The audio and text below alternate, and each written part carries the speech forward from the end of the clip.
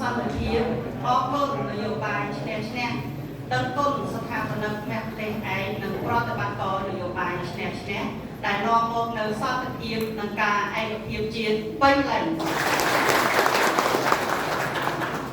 គណៈអធិបតីឯកឧត្តមលោកទាវអមលោកស្រីសមាជិកនៃអង្គសន្តិបាលទាំងមូលថ្ងៃនេះនាងខ្ញុំក៏ជាមានសេចក្តីសំណរីករាយជាណែកដោយបានចូលរួមជាមួយឯកឧត្តមប្រធានគណៈប្រចាំការអចិន្ត្រៃយ៍ឯកឧត្តមប្រធានគណៈបកខេត្តឯកឧត្តមលោកទាវជាសមាជិកគណៈប្រចាំការអចិន្ត្រៃយ៍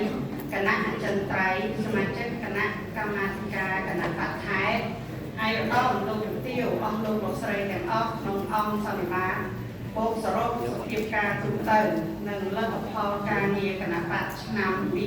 2025និងទិសដៅភារកិច្ចឆ្នាំ2026របស់គណៈកម្មាធិការគណៈបកខេត្តកោះកុងនាពេលនេះ